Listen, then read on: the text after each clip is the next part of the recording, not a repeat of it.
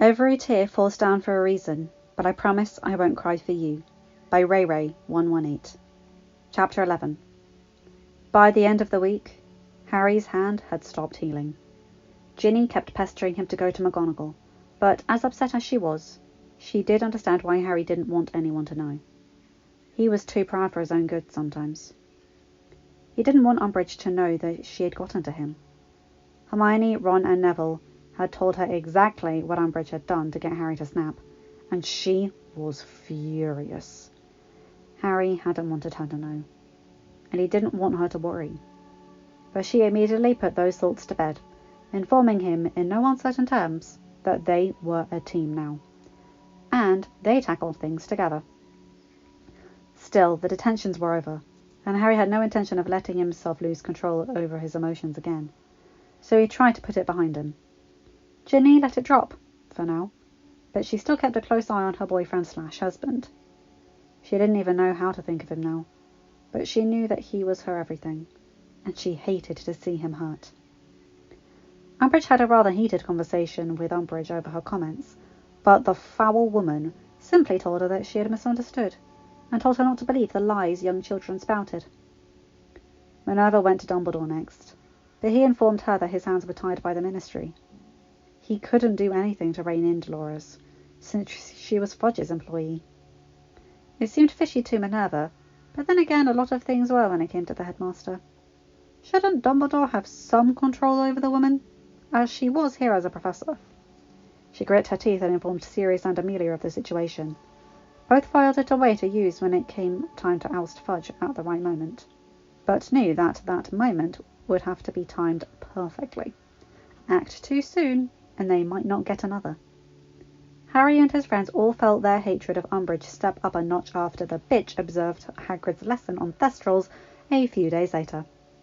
Harry was fuming at the way she pretended that she couldn't understand him in order to make him look more incompetent. Quidditch practice stepped up a level in the week after Harry's detentions, as Gryffindor would be playing Slytherin in the first match of the season at the end of the week. Angelina was almost as fanatic as Oliver Wood, in her own way. Still, Harry knew where she was coming from. As there had been no Quidditch last year, Gryffindor was still the reigning champion of the Quidditch Cup, and they had a reputation to protect. Not to mention this was Angelina's last year, and she really wanted to win. They all did, especially against Slytherin. With all the practices Angelina had scheduled, they were unable to have the DA meeting during the week, so Harry made sure to schedule one for Sunday afternoon. Angelina made sure the entire starting and reserve teams were well rested and ready to play on Saturday morning. Slytherin was notorious for fouling their opposing team, and Angelina wanted to have the alternatives ready to play just in case. It was a good thing too. Right from the start, the Slytherin seemed to have something to prove, as they immediately went for the Gryffindor chasers. All of the Slytherin team belonged to that faction of the house that remained aligned to Voldemort's cause. Crabbe and Goyle had replaced the previous beaters, while Warrington, the team captain, and the other two chasers, and the keeper were 7th years.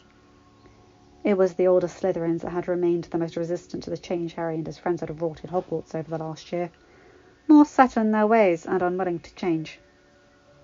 Katie got taken out 15 minutes into the game, in which Gryffindor managed to gain a lead of 30 points to 0 by a bludgeon to the back of the head. Fortunately, Alicia had been right next to her and was able to lower her friend and fellow chaser to the ground without further injury. After a brief timeout, Angelina put Ginny in Katie's place. Their long hours of practice showed, as Ginny meshed immediately with the other two chasers, turning them into a machine that widened the lead 70-0 in the next 20 minutes. During team practices, Angelina had been relentless in mixing up chaser teams, so that all reserves were comfortable in playing with starters, for this very reason. Malfoy, as usual, chose to remain close to Harry, spouting off insults that Harry ignored, having had a lot of practice before. He kept one eye searching for the snitch while the other remained focused on the game around him. He held his breath every time the quaffle came near Ron, but his best friend was holding his own. Harry had seen the youngest Weasley male in action multiple times over the last couple of summers, plus at practice this year, and knew that Ron had potential. His only problem was nerves. If he missed one goal, he would become flustered and would be more likely to miss more. But Ron seemed to be doing an alright job. Fred and George were doing a great job of breaking up the Slytherin chasers, but Ron had already stopped 4 goals. It was as Harry circled the pitch again, roughly 45 minutes into the game, that he caught the flash of gold that he had been looking for as it streaked over his shoulder in the opposite direction. Turning a hairpin turn, Harry took off after the snitch. Malfoy tried to follow, but his Nimbus 2001 just couldn't hold up to Harry's firebolt. Harry caught the snitch, pulling out of a 20-foot dive, holding the struggling gold ball in his hand. A moment later he winced and grabbed a hold of his broom as a bludger slammed into the small of his back, thankfully managing to not be unseated by the ball. The rest of the Gryffindor team crowded around him as they lowered him to the ground. Harry brushed off their concerns, telling him that he was fine. Ginny looked particularly upset, if her scowl was anything to go by. "It was Goyle," she informed him through their bond. "He aimed the bludger at you the moment he saw you with the snitch." Harry shrugged mentally. Slytherins were sore losers. In a short distance away, Malfoy and the rest of the Slytherin team also dismounted, scowls on their faces, though Goyle looked extremely pleased with himself, which was something of a strange look on the troll-like 5th year. "Glad you could save Weasley's skin, aren't you, Potter?" Malfoy sneered. Harry was standing on the edge of the crowd of the Gryffindors that had flocked onto the pitch, celebrating. Ron was caught up in the middle of it, being congratulated from all sides for some of his impressive saves. As it was just Malfoy, Harry ignored him. The Slytherin prince kept going, his sneer even more pronounced. "Good thing, too. We all know how Gryffindor chooses their team." "Talent?" Harry asked blandly. Malfoy reddened slightly, recalling their 2nd year, but he ploughed on. "People they feel sorry for. There's you, who has no parents. Weasel's got a double dose, though. No money and no talent." "Really?" Harry asked blandly. "Need I remind you, Malfoy, that you just lost 260 to 10? Malfoy almost growled. "You better watch out, Potter. You're bound to end up the same as your parents. My father will." "What will your father do, Mr. Malfoy?" Malfoy cut off abruptly, turning around to see Professor McGonagall standing behind him. The professor's expression was nothing but bland interest, though Harry could see the fire hidden in her eyes. No matter what, he knew that she would never forget that Lucius had threatened Harry at the Quidditch World Cup last summer. McGonagall raised an eyebrow, watching as the Malfoy heir skulked away, muttering under his breath. Once the Slytherin seeker was gone, McGonagall's expression softened slightly. "Congratulations on the win, Harry. That was a great catch." Harry grinned. "Thanks," he replied, before Fred and George pulled him away for a party in the common room. McGonagall turned to the Slytherin team and proceeded to give the now glowering Goyle a detention for his unsportsmanlike behaviour. Apparently the twins had been certain of their victory and had snuck out sometime in the last week to get butterbeer and honeydew chocolate for the party. The house elves were more than willing to provide their snacks for their enjoyment. Harry and Ginny spent most of the evening cuddled in one armchair by the fire, while Ron and Hermione occupied another. It was the first time Harry had seen his bookish friend willing to show so much affection in public. Ron also seemed surprised, but he wasn't complaining. Line break. The talk of the school of the week after the match was the suspension of Trelawney and Hagrid. Harry was seething over the half-giant suspension. He wasn't too caught up about Trelawney, considering she had predicted his gruesome death every class for a year, but he knew that Umbridge had no intention of letting Hagrid continue teaching. She was prejudiced against half-bloods, as was incredibly obvious by the way she deliberately acted like she couldn't understand him, in order to fluster him, and make him act less than intelligent. As for his choice of material, well, Thestrals weren't exactly typical for 5th year material. It could have been much worse. It's not like they were Scroots. Harry couldn't see them, but for some reason he could almost sense them, like he knew where they were, even without using his eyes. He thought about it for a while, but the only explanation he could come up with was that maybe it had something to do with the Phoenix abilities he may inherit as part of his second Animagus form. Phoenixes were known for being able to sense magic, so perhaps that was what he was feeling. Classes continued as professors piled on the homework in preparation for the OWL exams. Hermione, Harry and Susan were showing the strain a little more than Neville and Ron, as they also had prefects' duties. The DA was doing remarkably well, and Harry had discussed with the rest of them about teaching the Patronus charm. It wouldn't be something they could all achieve, especially the younger years. But given what he had learned from Sirius in a letter a few days earlier, it might be a good idea to teach people how to defend against Dementors. Apparently, in an order meeting in early November, Dumbledore had voiced the concern that Azkaban's guards may be considering defecting to Voldemort's side soon. Sirius, Remus and Minerva were doing their best to keep Harry informed, but there really wasn't much he could do, though he did appreciate their efforts. It was more than Dumbledore had ever done. Harry's contact with the headmaster continued to be stilted. Harry believed that Dumbledore was avoiding him now, though he considered it to be a plus for him, as he had enough to deal with, without adding the headmaster's manipulations. Harry had taught Ginny the basics of the Patronus charm after their unfortunate encounter with the foul beasts over the summer, and while her mist had yet to take a distinctive form, it was still quite strong. Harry called a meeting with the leaders on Saturday afternoon, and they spent the rest of the day practicing the charm. Harry and Cedric were the only two who had already mastered it, the advanced piece of magic, so they helped the rest. Harry thought Cedric's elk was very regal. By the time they left for dinner, Ginny was the furthest along, finally mastering the charm, with Hermione and Susan coming in close second and Neville right behind them. Ginny's phoenix made them all raise their eyebrows, though Harry and Ginny just smiled secretively at each other, and no one asked any questions. Though Susan and Hermione's mists weren't entirely corporeal, Harry thought he could see an animal forming in the centre. At the next DA meeting, they introduced the charm to the students. Harry's friends received a surprise when he demonstrated with his Patronus. Rather than a stag, his animal had changed to a phoenix. All of the leaders looked between Harry and Ginny, but didn't bring it up in such a public setting. Harry was also surprised. He wondered if the bond had changed his form. But then he had cast his Patronus several times since their bond had begun to form, and it had still been a stag. Ginny moved to stand beside him as the students all began to practice the charm. "This is the first time you've cast the Patronus since we learnt our animagus forms," she observed. "Maybe that's why it took so long to realise that it had changed." Harry nodded mentally. "That could be," he agreed. "I'm not sure we'll ever find out why it's changed. What should we tell the others?" Ginny looked over at their friends. "If they ask, we'll be honest. I don't know why your form changed. If they ask why our animals are the same, we'll tell them the truth. It's because we're meant to be together." "We don't have to tell them about the bond, but I think we should talk about doing that at some point. They deserve to know, Harry." Harry winced at the thought of Ron finding out that he was basically married to his sister, but he knew that Ginny was right. "I know," he agreed ruefully. "We'll play it by ear, though. Hopefully they won't ask too many questions." With that, they separated and moved around the room, helping out those who needed it. While the older years definitely took to the charm easier, there was a grim determination in the eyes and voices of the younger years, as they determinedly cast the spell over and over again. The room was filled with silvery mist, as some animals began to form as the evening wore on.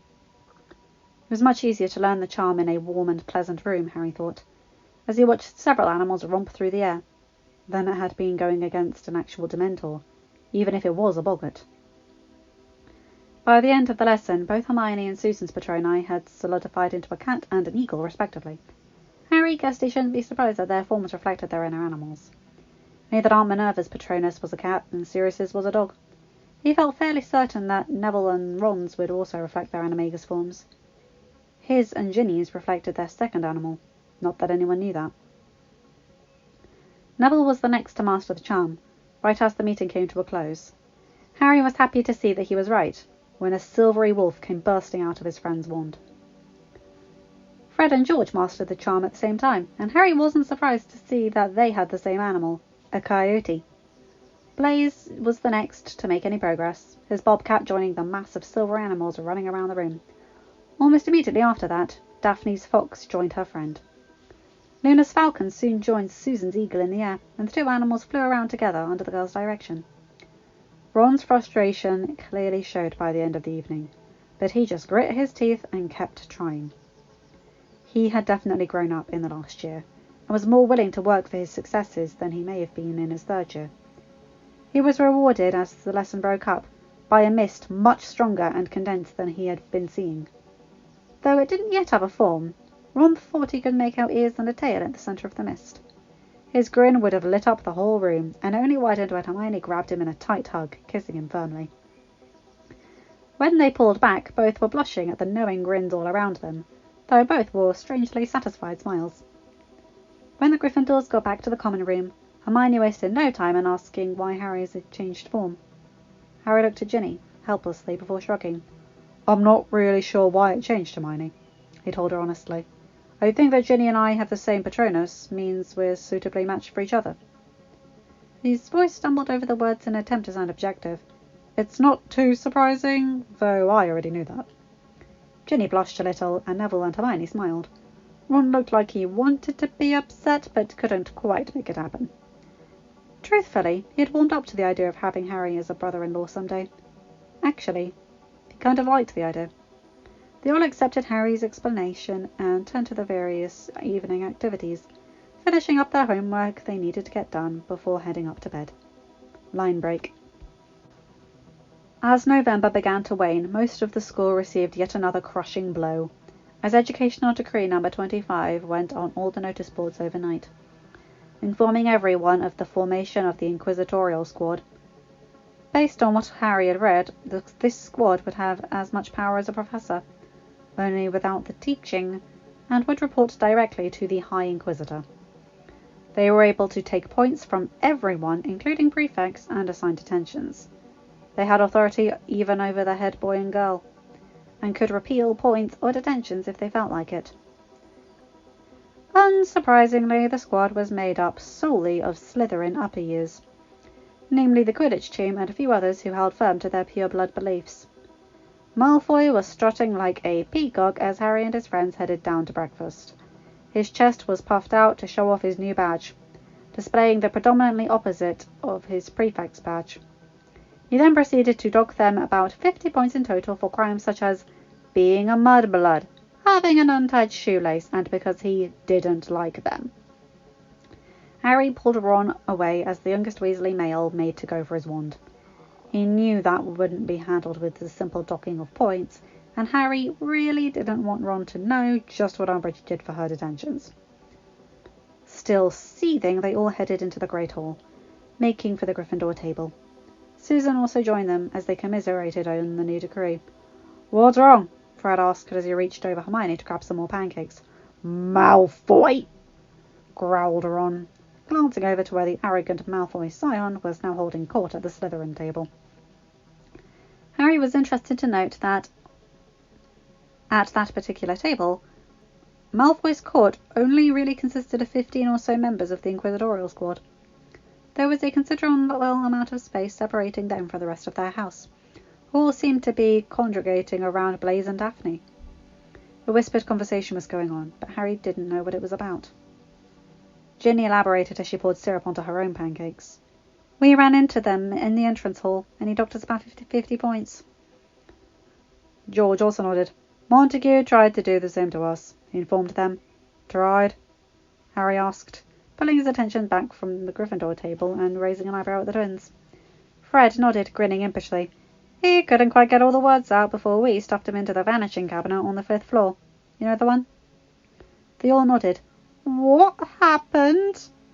Hermione asked, torn between horror at what they had done to a fellow student and amusement. George shrugged. "Not quite sure," he admitted. "Wouldn't he be in so much trouble when he gets out?" Susan grinned, almost succeeding at hiding a grin. Fred and George shared a look. "He'll have to turn up first. We're not sure where he sent him," Fred said, smirking. Harry shook his head, smiling, and they continued their breakfast in a slightly better mood than before. Over the next few days, the hourglasses showcasing the house points showed quite clearly what the Inquisitorial Squad was doing with the power afforded to them. Only Slytherin appeared to be in the positive digits as Hogwarts entered its last 3 weeks before the Christmas holidays. Harry was just trying to get through the remaining 3 weeks without losing his temper again. a feat he wasn't quite sure he'd be able to accomplish, with the way Umbridge and Malfoy were acting. It was as they made their way through the entrance hall on their way to dinner that Harry's patience was sorely tested again. Malfoy and his cronies entered from another staircase and, of course, angled it so their paths would have to cross. The look on Malfoy's face said quite clearly what he was planning on doing, but Harry focused on his bond with Ginny to keep his temper, as Malfoy threw out several insults and docked them another 30 points. For holding hands in front of me. Harry still wouldn't rise to the bait. Malfoy grew impatient and drew his wand, firing off a purple jinx that Harry easily sidestepped. Unfortunately, Umbridge round the corner at that moment and refused to even question the situation, before docking another 20 points from Gryffindor and assigning Harry yet another week's worth of detentions for instigating a fight in the entrance hall. Harry's friends tried to defend him, but Harry shook his head slightly, telling them not to bother. Umbridge smiled sweetly. "I shall see you after dinner this evening, Mr. Potter," she said before heading into the Great Hall. Harry grit his teeth and led his friends to the Gryffindor table. Ron wasted no time in informing his brothers of what had transpired, while Susan, Neville and Hermione seethed. Even Hermione had openly expressed her disgust for Umbridge. Some people really just deserved to be hexed.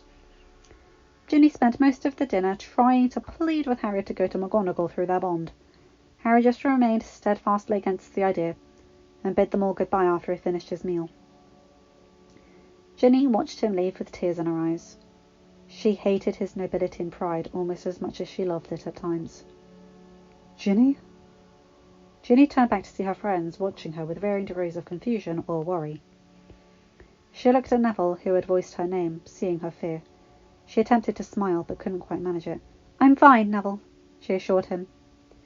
Neville nodded slightly, but then tilted his head to the side. "But Harry's not?" It wasn't a question. Ginny shrugged with one shoulder. "Why are you so worried?" Ron asked, holding a slice of bread in one hand and a drumstick in the other. "Harry said it's just lines last time." Ginny couldn't quite contain her flinch, causing Hermione's gaze to narrow. "What is it, Ginny?" she asked shrewdly, leaning forward. Her expression told the fiery redhead that she expected an answer now. Ginny's gaze fell to her plate. "Umbridge made him use a blood quill," she admitted quietly, her voice so soft they all had to strain to catch the words. "What?" Neville growled, his face turning from worry to anger so fast it was like flipping a switch. Something Ginny knew about thanks to her father's obsession and Harry's teachings over the summer. When Ginny looked up, Susan, Fred and George and Ron all shared Neville's fury, while Hermione looked confused. "What's a blood quill?" she asked hesitantly. Ron was the one to explain. "It's a quill that forces the writer to write in his own blood. When you use it, the words appear on the back of your writing hand." Hermione's expression now changed to horror. "That can't be!" Neville cut her off. "They're illegal," he assured the young witch. "According to the law, each use of the quill against the recipient's will can earn you between 1 and 5 years in prison, depending on the case." "Against their will? Why would anyone actually want to use such a horrid object?" Hermione asked for clarification, abandoning her dinner. All of a sudden, she wasn't so hungry anymore. Neville also set down his fork. "They do have some uses. The goblins sometimes require them for signing certain contracts. It's extremely regulated, and they're labelled as a Class B dark object. Outside of Gringotts, there really isn't much legal use for them." "Maybe we should continue this in private," Ginny suggested, glancing up at the head table, and in silent agreement they all stood and made their way to the room of requirement. It was nice that they didn't have to collect Susan from the Hufflepuff table, as she had joined them for the meal. She was doing that more and more frequently. It wasn't that she didn't get along with her fellow Hufflepuffs. She had just become such good friends with Harry and his fellow Gryffindors, and she wanted to be able to spend time with them. She was happy that she and Neville were still able to be friends. Their relationship was so important to her, and she didn't want to give it up, just because they had decided they weren't really ready for a romantic relationship yet. Fred and George joined their siblings and friends as well, as they left the Great Hall. Once the room of requirement, which had made a possible representation of the Gryffindor common room for them, they all settled down onto the sofas and armchairs. Susan took over the explanation here, knowing a little bit from her aunt's profession, Blood quills are really serious, Hermione. There are a lot of things that can be done with a person's blood. Most of it is dark, though I know not all of it is. I think Harry mentioned blood wards keeping him safe at his relative's house, but blood can also be used to harm or bind a person to something. And forcing someone to use a blood quill is basically forcing them to sign a contract.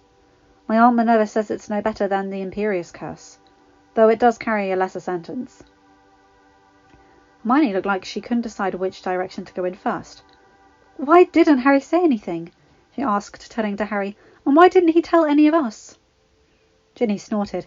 You've been friends for 4.5 years now, and you still don't know the answer to that? She asked rhetorically. Ron shook his head. Damn pride, he muttered under his breath, though they all heard it. Ginny nodded. And he doesn't want to give Umbridge the satisfaction of knowing she won. Hermione tried to say something, opening her mouth to speak, but Ginny just kept going. I know it's not true, but it's the way Harry sees it. I tried to get him to go to Professor McGonagall, but he refused. As much as they hated it, they could all understand where Harry was coming from. Umbridge was foul, but Harry's pride just couldn't let her win. Ginny, we have to tell someone, Hermione pleaded. I know Harry wants to handle it himself, but this is illegal. Ron nodded. This could be what we need to bring Fudge down, he mused. Umbridge was sent here on his orders, right? They all nodded, and Susan's eyes lit up with the idea. You're right, Ron, she said, leaning forward. If Aunt Amelia knew, she could use this to oust Fudge, if played the right way. That's a great idea. Neville chimed in, looking at Ron with respect. Sometimes they all really forgot just how his brain worked. And then they were surprised when he showed it. Ron was a strategist. He tended to think 5 or 6 moves ahead, just like in chess. Ginny bit her lip. I hope he forgives us, she said quietly, feeling like she was betraying Harry's trust just by telling his friends what was going on, never mind actually going to McGonagall. Hermione reached over and hugged her younger friend. He knows that you care about him, Ginny. We all do. But we have to do something. This can't go on. Ginny took a deep breath and pulled back. She looked at her friends, all wearing similar expressions of worry, and nodded. I'll do it, though, she said firmly. At the signs of protest, she shook her head. It should be me. If I'm the one to tell Professor McGonagall, then there's a greater chance that he'll forgive me than you. She's right, Susan commented. When she saw several sets of accusing eyes turned to her, she sighed exasperatedly. Oh, come on, guys. Harry will be mad no matter what we do. But he loves Ginny. He'll forgive her a lot quicker than he'll forgive us. When Ginny saw that anger turn to acquiescence, she nodded. You should get back to the common room. I'll find you later. One by one they all filed out. Fred and George gave their sister a hug, uncharacteristically serious. Neither one had said anything, but the gesture passed on their support, and Ginny was grateful. She knew what they weren't putting into words. They were telling her to protect their younger brother. And she would, with all she had. Ginny waited until she was alone before she took another deep breath to steady herself, and exited the room, heading towards McGonagall's office. End of chapter. Hi guys, hope you enjoyed that because, oh boy, the Inquisitorial Squad, ugh. And Umbridge, again, makes me want to throw something. And I really like that the others are just like, nope, we're going. And Ginny's just like, no, it should be me. He'll forgive me quicker. And again, with the Neville and Susan thing, that they are still able to get along even though they're not dating. That's amazing. It really, really is. Anyway, you guys know the drill. Check out my other videos and remember to like, comment and subscribe and hit that bell to be notified for whenever I upload a new video. And remember to have a good day, night or whatever time zone you're in. Bye my guys, gals and non-binary pals. I'll see you in another video. See ya!